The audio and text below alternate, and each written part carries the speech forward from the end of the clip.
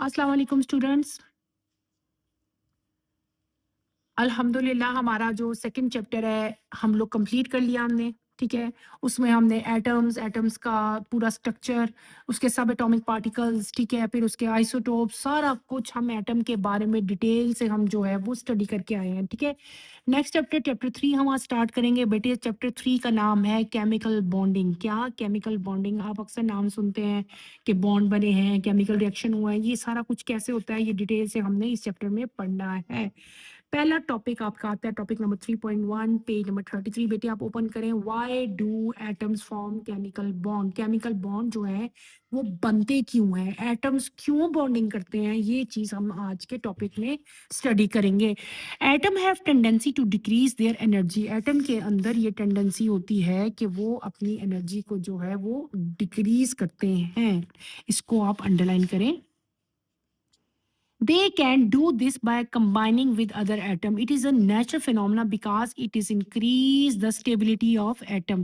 How do atoms succeed in lowering their energy? The earliest chemist has started thinking about this a long time ago. They finally succeeded to get the answer only when the noble gases helium, neon, argon, krypton, and xenon were discovered. Helium has two elements in its outermost shell, while all other noble gases have 8 electrons in their outermost shell. We also know that these gases that neither their atom combined with themselves nor with other atom. The probably reason for this lack of reactivity was their stability. It was suggested that these gases were stable due to the presence of 2 electrons in helium and 8 electrons in the outermost shell of the rest of the gases. This gave rise to the principle that having 2 electrons for hydrogen and helium, which have only the first shell or 8 electrons in the outermost shell, means stability, hence unreactivity as well. This principle was named as duplet or octet rule. The discovery of duplet or octet rule was followed by another similar suggestion that atoms form bonds because they would like to lower their energy by completing their duplet or octet. For example, for sodium atom, it is easy to lose 1 electron and stabilize itself to gain 7 electron by completing its octet. Sodium atom therefore adopt the energetically easier path and loses electron to form a bond. In the same way, it is energetically favorable for hydrogen atom to do lose 1 electron to become proton and gain an electron to become hydridine. In latter case, it's complete duplicate alkali and alkaline. Earth metals are therefore accepted to be electropositive metals, which will form bond when electronegative elements like oxygen and chlorine. Although in the beginning, octet rule played a significant role in understanding the nature of a chemical bond, yet further investigation found it to be less important. काफी लंबे topic की मैंने आपको reading कर दी। आप इस topic को मैं आपको इजीली जो है वो समझाऊंगी, एक्सप्लेन करूंगी बेटे। एटम्स जो होते हैं, जितने भी एटम्स हैं हमारे पास, जितने भी आपको पता है, जो भी आप जिनको भी जानते हो, तमाम एटम के अंदर ये एबिलिटी होती है कि वो अपनी एनर्जी को डिक्रीज भी कर सकते हैं और दूसरे एटम्स के साथ मिलकर अपनी एनर्जी को इंक्रीज भी कर सकते हैं। जब वो दूसरे एटम्स के साथ बेटे मिलते हैं तो वो स्टेबल हो जाते हैं और उनकी जो एनर्जी है वो क्या हो जाती है, वो इंक्रीज हो जाती है। सबसे पहले आपके इस टॉपिक में बात हो रही है नोबल गैसेस की। नोबल गैसेस कौन-कौन सी हैं? वो यहाँ पे दी हुई हैं, 1, 2, 3, 4, 5 दी हुई हैं। Helium, neon, argon, krypton and xenon, ठीक है? ये आपको बताए हुए हैं। हीलियम के आउटर मोस्ट शेल में 2 इलेक्ट्रॉन होते हैं और बाकी जितने आपको बताए हुए हैं उनके नोबल, ये जो नोबल गैसेस हैं, इनके आउटर मोस्ट शेल में 8 इलेक्ट्रॉन होते हैं, ठीक है? जितने ये स्टेबल हैं, ठीक है? जिनके आउटर मोस्ट शेल में 8 इलेक्ट्रॉन होते हैं बेटे, वो क्या होते हैं? वो स्टेबल होते हैं। यही वजह है कि जो नोबल गैसेस हैं, ये ना तो किसी और एटम के साथ कंबाइन करती हैं, ठीक है? और ना ये एक दूसरे के साथ जो है कंबाइन होती हैं। क्यों? Because of their stability. ये एक रीज़न आ सकता है कि व्हाई दीज़ गैसेस जो है, इनके एटम जो हैं, ये एक दूसरे के साथ कंबाइन भी नहीं होते और अदर एटम के साथ भी कंबाइन क्यों नहीं होते? तो बेटे उसका आंसर यहाँ पे दिया हुआ है। आपने कंफ्यूज नहीं होना कि ये क्वेश्चन कहाँ से आ गया है। तो ये क्वेश्चन क्या था कि वो क्यों कंबाइन नहीं होते अदर एटम्स के साथ भी और अपने ही एटम्स के साथ? आपने बताना है वो इसलिए कंबाइन नहीं होते क्योंकि वो स्टेबल हैं। स्टेबल क्यों हैं? क्योंकि उनके आउटर मोस्ट शेल में 8 इलेक्ट्रॉन जो हैं वो पूरे होते हैं, एक्सेप्ट हीलियम। एंड हाइड्रोजन, उसमें जो है उनके एक ही शेल होता है और उसमें 2 इलेक्ट्रॉन प्रेज़ेंट होते हैं।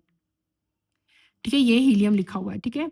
एक और गैस में, हाइड्रोजन गैस में भी ऐसे ही होता है, उसमें भी 2 ही हैं। ठीक है? ये हाइड्रोजन का भी यहाँ पे मेंशन है। हाइड्रोजन और हीलियम जो है इनका सिर्फ़ एक ही शेल है और उसमें क्या होते हैं, 8 इलेक्ट्रॉन होते हैं। ठीक है? जब ये सब कुछ हमें पता चला कि 8 इलेक्ट्रॉन जिनके आउटरमोस्ट शेल में है वो जो है स्टेबल है बेटे एटम, ठीक है?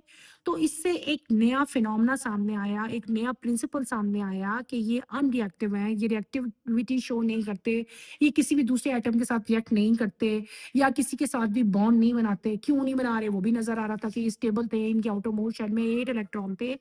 तो ये 8 इलेक्ट्रॉन की जो बात हो रही थी बार-बार, इस 8 इलेक्ट्रॉन ने एक नई चीज़ को हमारे सामने लाई, एक नई चीज़ को जो है इन डिस्कवर किया। वो क्या चीज़ थी? एक प्रिंसिपल बना दिया। उस प्रिंसिपल का नाम हमने क्या रख लिया? डुपरेट रूल या ऑक्टेट। Octet mean 8। ये जो 8 इलेक्ट्रॉन की बात हो रही थी ना कि जिसके आउटरमोस्ट शेल में 8 इलेक्ट्रॉन होंगे और वो स्टेबल एटम होगा, तो वो कौन-सा रूल हमारे सामने आ गया? वो प्रिंसिपल बन गया, वो एक रूल बन गया जिसका नाम क्या हो गया? ऑक्टेट रूल आ गया। ऑक्टेट रूल को डिटेल से हमने आगे पढ़ना है। तो वो बेटे वो एटम जिनके आउटर मोस्ट शेल में 8 इलेक्ट्रॉन नहीं होते, ठीक है? वो स्टेबल नहीं होते, ठीक है? तो एटम्स को अपने आप को स्टेबल करने के लिए या तो इलेक्ट्रॉन लेने पड़ते हैं किसी ना किसी से, बारो करने पड़ते हैं, ठीक है ना? क्यों बारो करने पड़ते हैं? ताकि वो अपने आप को स्टेबल कर सकें। जब वो किसी से इलेक्ट्रॉन बारो करते हैं और जिसके पास दूसरा एटम, जिसके पास एटम्स इलेक्ट्रॉन ज़्यादा होते हैं, उससे वो बारो करेंगे ना। तो जिसके पास इलेक्ट्रॉन ज़्यादा है और जो बारो कर रहा है जिसके पास इलेक्ट्रॉन कम है, उन दोनों के दरमियान में देने और लेने के लिए एक ब्रिज बनेगा। ठीक है ना? आप जैसे सपोज़ करो कि एक पर्सन दूसरे पर्सन को चीज़ दे रहा है, तो एक ब्रिज बीच में बन गया ना। तो एक एटम जब दूसरे एटम को अपने इलेक्ट्रॉन देता है, तो उन दोनों के दरमियान में एक चीज़ बन जाती है जिसको हम लोग क्या कहते हैं? ये एक बॉन्ड बन गया। क्या बन गया? बॉन्ड बन गया। तो जिसके इलेक्ट्रॉन ज़्यादा होते हैं, वो दूसरे को अपने इलेक्ट्रॉन बारो कर देता है, डोनेट कर देता है, दे देता है और जो इलेक्ट्रॉन लेता है, वो क्या हो जाता है? वो स्टेबल इलेक्ट्रॉन बन जाता है। उसके आउटरमोस्ट शेल में भी 8 इलेक्ट्रॉन जो हैं, वो आ जाते हैं, ठीक है? तो ये हमने अब एक आपको मैंने नई चीज़ बता दी, इसकी कॉमन एग्ज़ाम्पल आपको बुक में दी हुई है सोडियम की। सोडियम जो एटम है, इसके आउटरमोस्ट शेल में 8 से ज़्यादा इलेक्ट्रॉन होते हैं। तो ये जो है अपना इलेक्ट्रॉन जो है वो दे देता है किसी को। तो जो किसी को अपना, ये देखो ना, सोडियम के अंदर क्या बता दिया कि ज़्यादा होते हैं तो ये अपना इलेक्ट्रॉन जो है वो दे देता है और जिसके अंदर कम होते हैं वो अपना इलेक्ट्रॉन ले लेता है। जो देता है वो पॉजिटिव हो जाता है और जो लेता है वो क्या हो जाता है? वो नेगेटिव हो जाता है। ठीक है? ये आपने चीज़ याद रखनी है। यही इस टॉपिक में बताई हुई है और कोई ख़ास चीज़ नहीं है। आगे एक और एग्ज़ाम्पल भी आपको दी हुई है। Alkali and alkaline earth metal, ये 2 मेटल्स हैं ना, ये दोनों भी जो हैं इलेक्ट्रोपॉज़िटिव हैं, ठीक है? और ये दूसरों के साथ बॉन्ड बनाते हैं इलेक्ट्रोनेगेटिव एलिमेंट के साथ, फॉर एग्ज़ाम्पल ऑक्सीजन और क्लोरीन के साथ। मैंने आपको सोडियम की एग्ज़ाम्पल दी थी। सोडियम जो है उसके आउटरमोस्ट शेल में बेटे ज़्यादा इलेक्ट्रॉन, 8, 9, 10, 11 इलेक्ट्रॉन होते हैं, तो ये इलेक्ट्रॉन जो है वो दे देता है, ठीक है? बाकी इलेक्ट्रॉन्स को, और इसके ऊपर भी पॉजिटिव आयन आएगा और जो इलेक्ट्रॉन लेते हैं ना, वो उनके ऊपर नेगेटिव आ जाता है। तो ये एक नया टॉपिक, एक नई चीज़ हमने आज स्टडी की थी, ठीक है? कल के टॉपिक में मैं आपको केमिकल बॉन्ड पढ़ाऊँगी, बल्कि आज ही के टॉपिक में पढ़ा लेते हैं, छोटा-सा टॉपिक है हमारा। नेक्स्ट टॉपिक आपका आता है chemical bond. What is chemical bond? हमने ये पढ़ना है। Chemical bond is a force of attraction between atom which hold them together in the form of a molecule और कंपाउंड। केमिकल बॉन्ड जो है वो एक फोर्स ऑफ अट्रैक्शन है, जो 2 एटम्स को एक दूसरे के साथ जोड़े रखती है, ठीक है? क्या करने के लिए? वो क्या, क्योंकि 2 एटम्स होते हैं ना, जब 2 एलिमेंट्स आपस में मिलते हैं तो वो क्या बनाएँगे? या तो वो मॉलिक्यूल बनाएँगे या वो कंपाउंड बनाएँगे। When atoms of different substance approach each other, there are 2 possibilities. They may attract or repel each other. If the force of attraction between them dominate the force of repulsion, the energy of the system get load. As a result, the 2 atom will react to form a new molecule. Conversely, the 2 atoms simply move away from each other. आपने क्या करना है बेटे? पहले तो आपको chemical bond की definition बता दी। केमिकल बॉन्ड क्या है? ये फोर्स ऑफ अट्रैक्शन है जो 2 या एटम्स को आपस में जोड़े रखती है, और जब ये दोनों आपस में जुड़ते हैं तो आपके पास क्या बनता है? या तो मॉलिक्यूल बनता है या आपके पास कंपाउंड बनता है, ठीक है? जब 2 डिफरेंट एटम्स एक दूसरे के पास आएँगे, एक दूसरे के पास बॉन्ड बनाने की कोशिश करेंगे, तो या तो वो एक दूसरे के साथ अट्रैक्ट होंगे या वो एक दूसरे के साथ रिपेल करेंगे, ठीक है?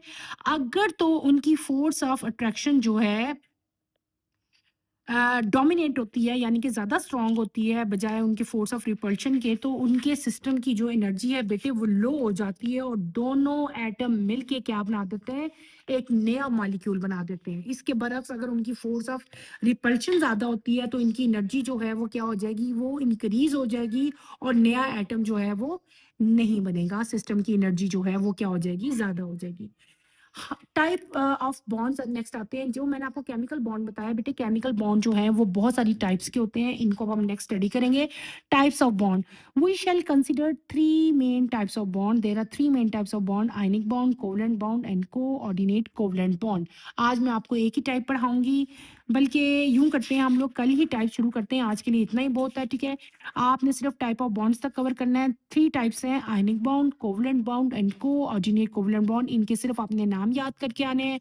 टॉपिक हमने आज नया शुरू किया था, केमिकल बॉन्डिंग। मैंने आपको पहले ये बता दिया कि केमिकल बॉन्ड जो है वो बनते क्यों हैं, व्हाई। तो इसका सिंपल आंसर था कि एक रूल है, एक प्रिंसिपल है, that is known as octet rule. तो जो भी एटम जो है जिसके आउटरमोस्ट शेल में 8 या 8 से ज्यादा इलेक्ट्रॉन होते हैं वो स्टेबल होता है, और जिनके 8 से कम होते हैं वो अनस्टेबल होते हैं। तो जो एटम अनस्टेबल होते हैं वो अपने आप को स्टेबल करने के लिए किसी दूसरे से इलेक्ट्रॉन लेते हैं, बारो करते हैं। जब वो उनसे इलेक्ट्रॉन लेते हैं तो उन दोनों के दरमियान में एक बॉन्ड बनता है which is known as chemical bond, और जो फिनोमेना है उसको हम केमिकल बॉन्डिंग कहते हैं। विद एग्जांपल्स मैंने आपको जो है वो एक्सप्लेन किया। फिर मैंने आपको बताया केमिकल बॉन्ड हमने पढ़ा, केमिकल बॉन्ड की डेफिनेशन पढ़ी, और बताया मैंने आपको कि थ्री टाइप्स ऑफ बॉन्ड है, उनके नेम्स बताए। आज के टॉपिक के लिए इतना ही बहुत है। इंशाल्लाह नेक्स्ट जो है वो हम अपने आयनिक बॉन्ड की जितनी भी टाइप्स हैं उनको डिटेल से with the help of example जो है बेटे वो कवर करेंगे। अल्लाह हाफिज।